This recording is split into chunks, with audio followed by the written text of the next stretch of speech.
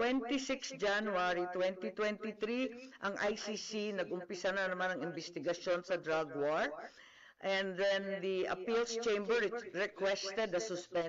rejected the suspension nung Marso. And then July 5 ng 2023, ipinagtatanggol ni VP Sara yung confidential fund ng DepEd at ng OVP. Yung ICC chamber delivered its judgment 18 July 2023. Pero, inulit na naman ni Presidente Bongbong 24 November ng 2023 na simple lang ang isyung yan, hindi naman siguro tama na ang tagalabas ang mag-iimbestiga dito sa atin. So, yun ang nangyari, no? Tapos, gusto natin maintindihan yung konteksto ng mga pangyayari. At nung 15 December 2023, andyan na yung sulat kay VP Sara na the jurisdiction of the ICC over the Republic of the Philippines after the effectivity of our withdrawal is very much in question, and I am certain that you and all of my cabinet will echo my views. Sabi rin niya, for the 100th time, I do not recognize the jurisdiction of the ICC in the Philippines. Noong 28 January 2024, kauna-unahang maisog rally at binanatan ni former President ang ating Pangulo Bongbong. Noong 29 January, kick-off rally ng Bagong Pilipinas, pero kasabay din ang candlelight prayer rally ni Presidente Duterte. 30 January 2024, eto na yung unang hearing ko sa PI, People's Initiative, February 2 sa Davao, 13 dito na naman February sa Senado. And 20 February, si Pangulo ay nagsabi, I don't approve or deny it, but you know, the ICC haven't done anything illegal. Ito yung tinutukoy ni Secretary Boying na pagbabago. Once they do, we will do something about it, but we are an open country. 19-2024 June, VP resigns as DepEd Secretary. 20 July, maisog rally liwasan. 16 August, first Quadcom in Bacolor, Pampanga. 22 September 2024, VP Sara says, hindi naman kasi kami talaga nag-uusap. Hindi kami magkaibigan unang-una. Ayun na. And then 12 October 2024, sabi ni PBBM, I don't know anymore. I'm a little dismayed to hear she doesn't think we are friends. 11 November 2024, nag-attend si former President Duterte ng 11th Quadcom hearing. 13 November 2024, E.S. Bersamin said local authorities would consider cooperating with the Interpol if the ICC seeks the intervention of the International Anti-Crime Body. 14 November 2024, nung nakaraang taon, ang sabi ng ating Pangulo, if that's the wish of Duterte, we will not block the ICC. We will not just cooperate. 28 November, first bicameral conference tungkol sa 2025 GAA. And the 2nd of December 2024, first formal impeachment case against VP Sara. 11 December, second bicam. 18 December, ang privilege speech ko at sumunod yung mga kaso. And 19 December, third impeachment complaint. 13 January 2025, itong taon na ito, INC Peace Rally in Manila. And 24 January, itong taon na to, Secretary of Justice Remulla said, the Marcos administration will sit down with the ICC and discuss certain areas of cooperation in the latter's investigation. He also said, cooperation with an international tribunal is permissible, noting that ICC representatives have already been going in and out of the country without us raising anything. So may admission po ron, and 28 January 2025, may mga naghain na ng kaso to declare the 2025 national budget unconstitutional. Noong 5 February nitong taong to, Impeachment of VP Sara was approved in the House of Representatives. 10 February, the ICC prosecutor applied for an arrest warrant against former President Duterte. 22 February, People's Indignation Rally Mandaue, Cebu. 7 March, the warrant of arrest against former president was issued as secret by the ICC chamber. 10 March, two PNP memos regarding the deployment of personnel and augmentation of PNP personnel to PRO 11. 11 March, the warrant of arrest was reclassified as public this time by ICC. 3:04 a.m., the Philippine Center on Transnational Crimes received an ICC request for the arrest and extradition of former President Duterte. At 9:20, he arrived at NAIA Terminal 3 from Hong Kong and was arrested at the Jet Bridge by DOJ, Interpol, and PNP with his Miranda rights postponed at his request. He then was taken to Villamor, where he was housed in Maharlika Hall with his family and some legal advisors. By 11 a.m., Malacanang confirmed his arrest while his daughter Kitty live streamed the event. By 11:03, Duterte was flown out of the country on a chartered flight to Dubai and Rotterdam, Netherlands, as President Marcos held a press briefing on the arrest. 12 March 2025, DOJ Prosecutor General Fadulion issued a certification, bago po to, nahanap lang namin to, that President Duterte was arrested on 12 March 2025, approximately 11:44 a.m. May problema ako sa datos nito kasi bakit 1 day later? The custodial state has determined to deliver Rodrigo Roa Duterte to the ICC in accordance with Article 59.4 of the Rome Statute. And in accordance with Article 59.7, the arrested individual shall be transported to The Hague and placed in the custody of the International Criminal Court. 13 March, during an interview with Pinky Webb, Interior Secretary John Vic Remulla revealed that Duterte's arrest was a group effort involving National Security Advisor Año, Defense Secretary Chodoro, the President, with Año playing a key intelligence role in monitoring Duterte's travel. On 20 March, we had the hearing here in the Senate. The highlights of the hearing were the denial of Año of any involvement in the arrest, and John Vic, SILG Remulla denied planning and said that the group effort pertained only to chismis. PCTC said the Interpol issued a diffusion, not a red notice, and Justice Secretary Remulla claimed that ICC has jurisdiction over individuals and crimes despite the withdrawal of the Philippines from the Rome Statute because international humanitarian law is already customary law. Of course, we are all aware that this is not applicable, being solely limited to war crimes. In the meantime, PNP General claimed that in expediting President Duterte's turnover to the ICC was trying to comply with the time period set forth in Article 125 of the Revised Penal Code, which applies only to warrantless arrest. A 24 Horas report revealed that Philippine authorities had planned Duterte's arrest since January under Oplan Tugis by the PNP CIDG, and that Duterte sought asylum in China, but this was later denied by all parties.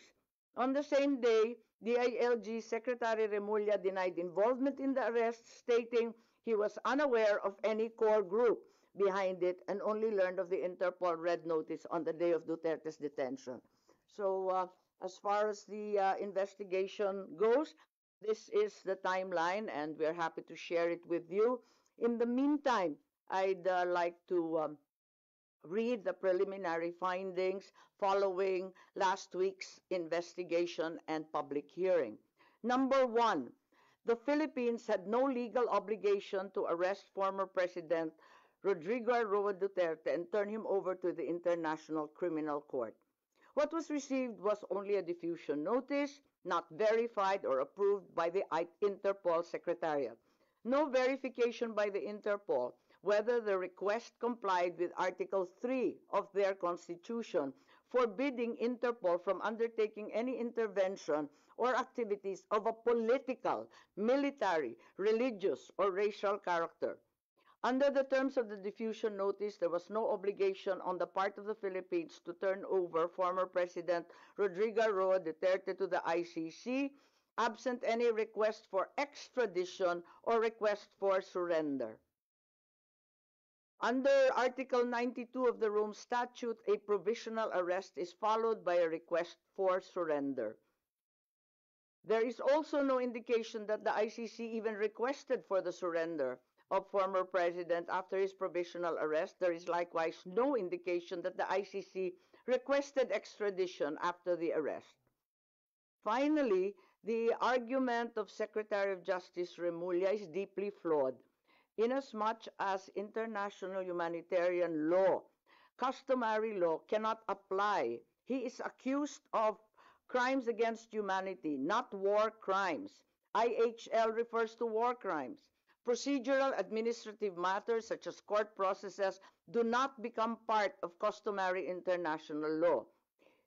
IHL is international customary law, but the jurisdiction of ICC cannot be considered customary under IHL. The second finding, the Philippine government decided to assist the ICC to arrest the former president. The administration already started preparations prior to March 11. The PNP mobilized units on March 10. The National Security Advisor Anyo was already tracking the former president's camp before the arrest. Even before the ICC prosecutor applied for a warrant of arrest, there was already statements by key executive officials that the administration will cooperate if the ICC courses the request through Interpol to arrest the former president. Finally, the claim of the Department of Interior and Local Government Secretary John Vic Remulla that the supposed group effort was only based on rumor is incredible. This attempt to cover up what was already aired on media and what had already come to pass was an indication of a comprehensive plan to arrest the former president already being in place even before the date indicated in the ICC warrant of March 11. Finally, my third preliminary finding was that there were glaring violations of the rights of the former president. The constitutional safeguards guaranteeing liberty and due process of law were not observed. No warrant was issued by a Philippine court. The arrest did not fall within the exceptions of a warrantless arrest. Meanwhile, General Torre invoked 125 article of the revised penal code only applying to warrantless arrest. The constitutional safeguards for the right to liberty of abode were also disregarded. No court order was issued mandating that the former president be taken out of the Philippines against his will. Former President Duterte was deprived of the right to be visited or to have conferences with immediate family members under Section 2F of Republic Act 7438. General Torre admitted he did not allow Vice President Sara Z. Duterte to visit former president in Villamor Air Base, contrary to RA 7438. Former President Duterte was further denied the right to be brought to judicial authorities under Article 59 of the Rome Statute. The former president was also denied the right to apply for interim release under Article 59 of the Rome Statute or the right to apply for bail under prevailing jurisprudence on extradition. However, during the public hearing of March 20, here at the Senate, the Secretary of Justice insisted on the inapplicability of the Rome Statute. But a DOJ certification signed by Prosecutor General Richard Fadulyon stated very clearly that the DOJ made the following determinations. As competent authority of the custodial state, the arrest issued complies with Article 59 of the Rome Statute. To recall, DOJ spokesperson Clavano released a statement last March 13 saying, ang naging role namin ay competent judicial authority. Kami na ang nag-attest na lahat ng proper processes ay ginawa. Similar to Prosecutor General Fadulion, the DOJ spokesperson showed that the article cited in the Rome Statute had been complied with. Therefore, it's apparent that the DOJ first tried to convince the public that the requirements under Article 59 of the Rome Statute were complied with, and then later on, when such stance became untenable, decided to ditch Article 59 and the Rome Statute altogether and pursued another theory, extrajudicial rendition, and invoked RA 9851, particularly Article 17. Yun lang po. So those are the three findings right now. As we speak, we are not certain if we will continue at magkakaroon pa ng ikalawang pagdinig pagkat yun nga, kinakailangan na meron tayong matitindi, magagaling at malaman ng mga testigo.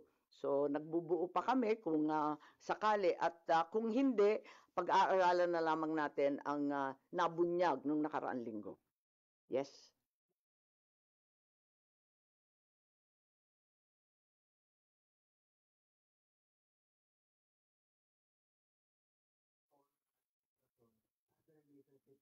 Political power.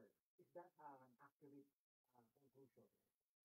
You'll have to derive that conclusion. I'm just offering you the timeline.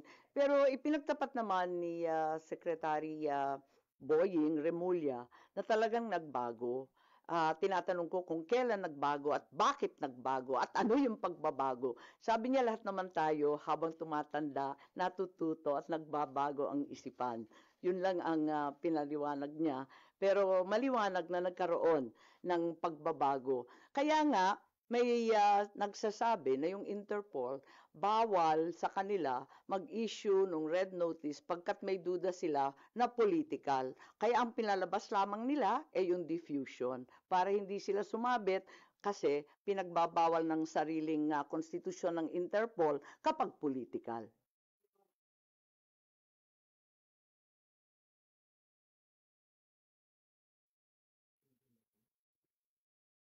Paulit-ulit sinasabi ni Secretary Boying Remulla na may konteksto ang lahat.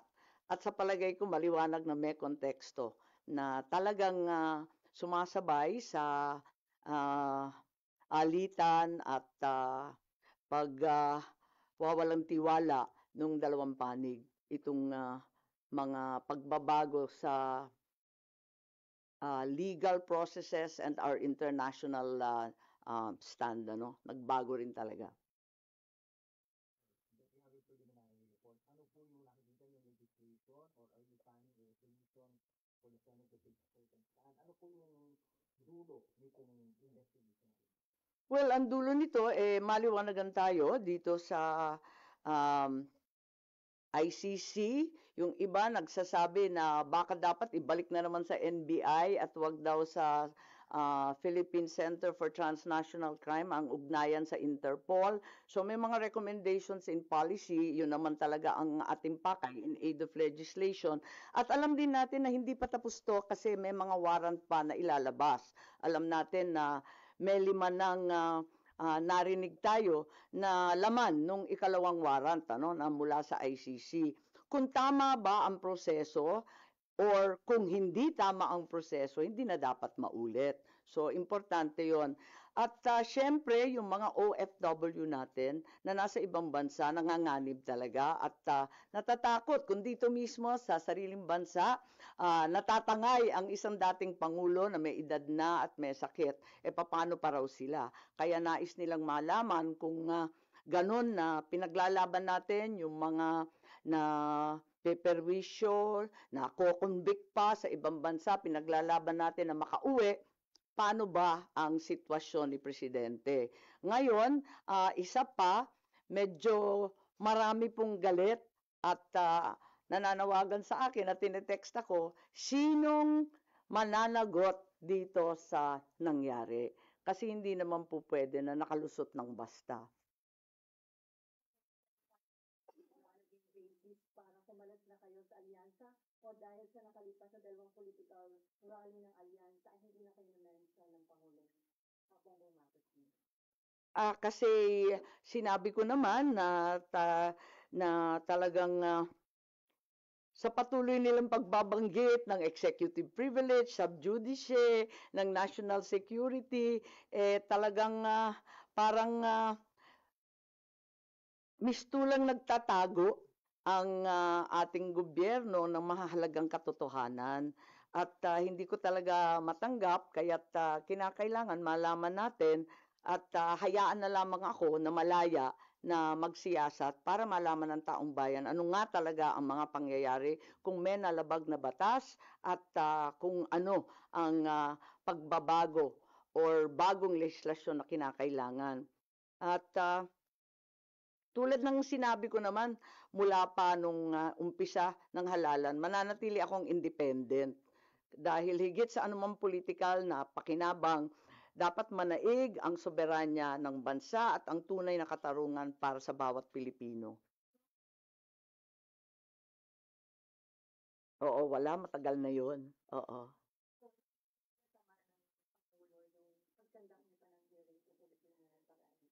Parang ganun ang lumalabas na hindi ko naman maintindihan pagkat para sa akin, masyadong naging emosyonal, galit at taranta ang taong bayan.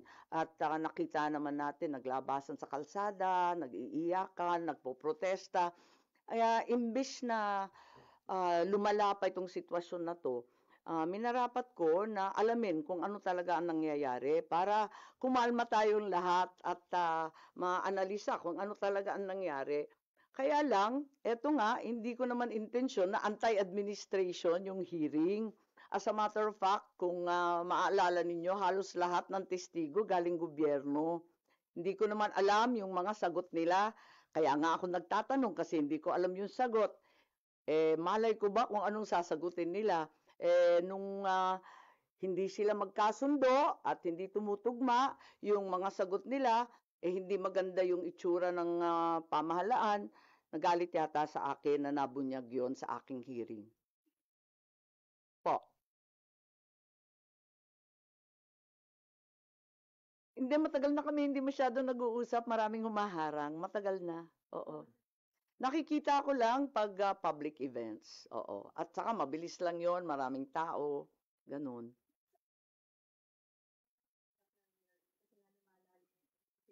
Yes.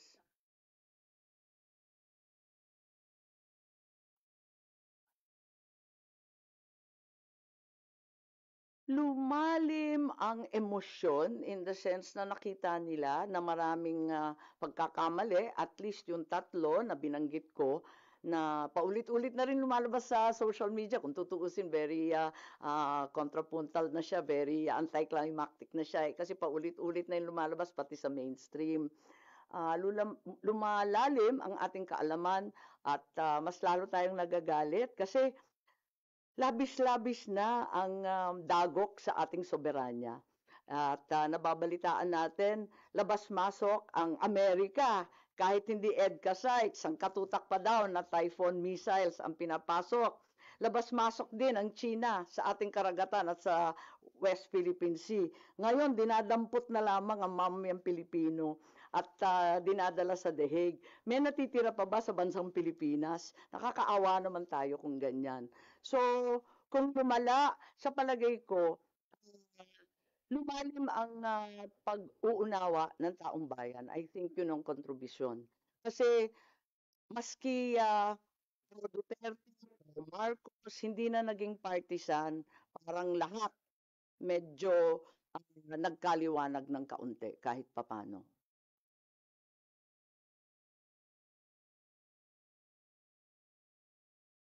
Yes, yes, yes. Just feel it because you're resistant. Hindi kasi nung umpisa, sabi nila hindi na daw makikilahok yung gobyerno. Pagkatapos nun, ang dami-dami ng testigo. Sabi ko, okay na. Ang dami-dami, nagpapadagdag pa nga sila ng pangalan, nagpadagdag pa nga sila ng upuan, kinapos pa nga tayo ng pagkain. Nandain nila 3 kwarto tayo, di ba? Tapos, akala ko, prepared na prepared. Sabi ko, ayos to. Nagulat naman ako nung nagalit na nga kasi nga, siguro, hindi nagkakasundo, yung mga sagot, hindi tumutugma. Hindi ko nakasalanan yun. Malay ko ba kung anong isasagot nila? Ngayon, paano nagalit?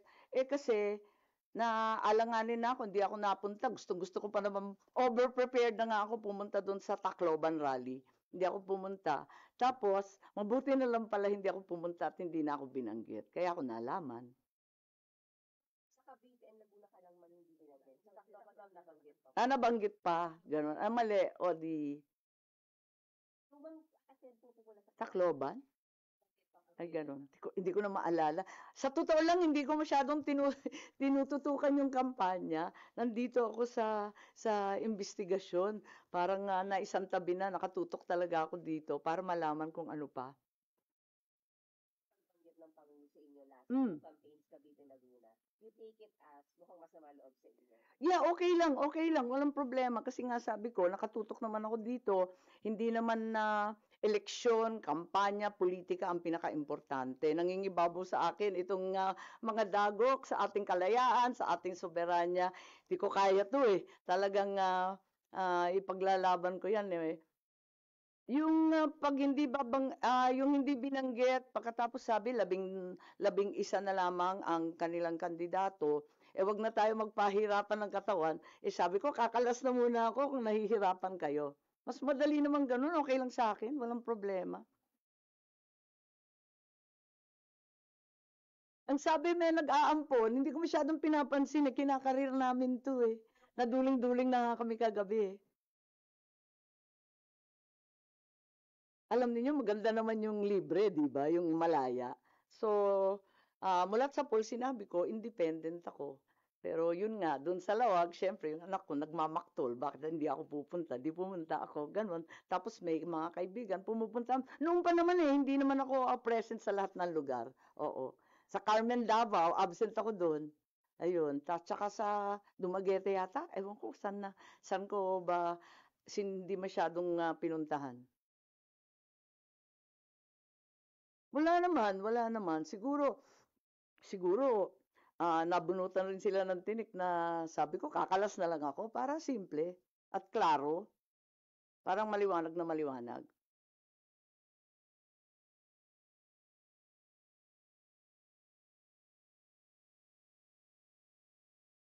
Hindi pa tayo maabot doon. Yung binasa ko 3 pa lang, preliminary finding pa lang to, na talagang walang obligasyon ang Pilipinas na iaresto si dating Pangulo, na yung ating pamahalaan ang determinado na lumahok doon sa pag-aresto ni Presidente Duterte at ikatlo na nalabag ang ilang karapatan ni Presidente Duterte sa ilalim ng Saligang Batas ng Pilipinas.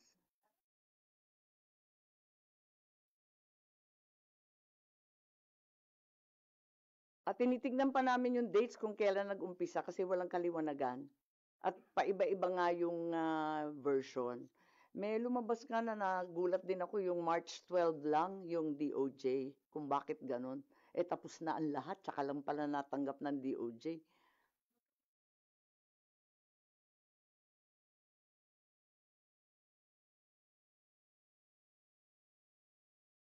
Wala pa kami doon eh.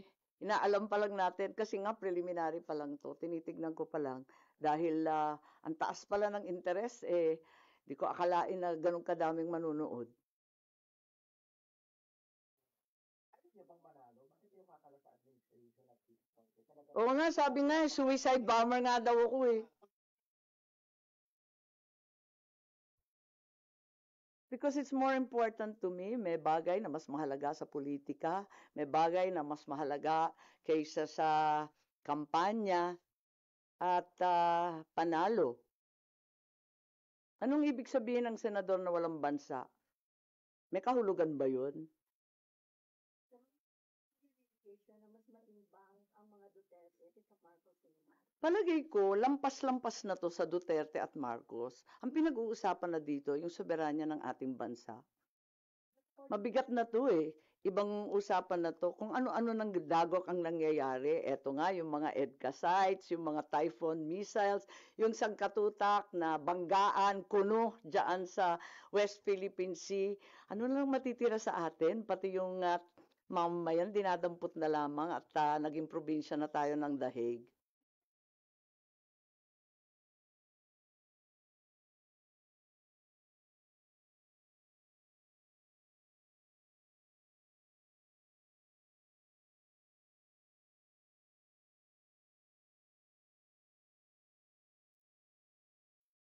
kaso sa ICC, and then wala pa rin daw kaso dito sa Duterte. So, walang local court ang naagawan ng jurisdiction dun sa pag-surrender kay Duterte. Wala rito si Senate President Cheese, hindi ako makikipagdebate na wala siya. Mas naninindigan kayo na na-compromise yung sovereignty. Yes, very clearly. At panalo. So yung namatalo dahil sa pakikipaglaban niyo dito sa ICC arresting Pangulo. Hindi naman ako matatalo, may kandidato bang matatalo? Siyempre, lahat ng kandidato naniniwalang mananalo. Mas maraming Pilipinong nakikinig sa katotohanan kaysa sa kabulastugan. Kaya naninindigan ako na kinakailangan ipaglaban at tayuan. Ang mali ay mali, ang tama ay tama, ang batas ay dapat mangibabaw sa lahat. O do you feel na naapektuhan yung kandidatura niyo dahil sa Baliktad yata. Ramdam ko baliktad. Kasi maraming tao na hindi naman masasabing pro Duterte, hindi naman sasabihin na anti-Marcos, na nagalit sa pangyayari. you feel that you're now for candidacy, ma'am? Hindi ako nag-imbestiga para mangampanya, para sumikat. Labis-labis na nga yung sikat namin. Yung apelyido ko nakakasindak eh.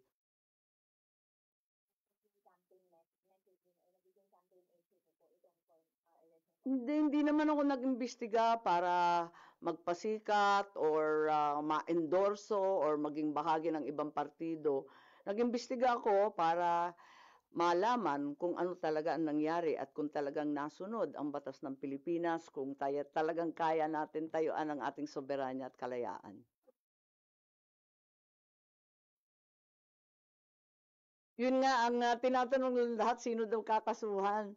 At yun pa ang inaalam natin. Kaya nga maraming nagsasabi, bitin, dapat magka-second hearing. Sabi ko, basta makaproduce tayo ng testigo. Kasi kung hindi naman malaman at makatotohanan, ano naman usapan natin. Maraming lihim. Ang maliwanag, malabo. Yun talaga, napakaliwanag sa lahat na ito. Maraming kinukuble, maraming pinagtatakpan, maraming hindi totoo, at marami tayong dapat siyasatin.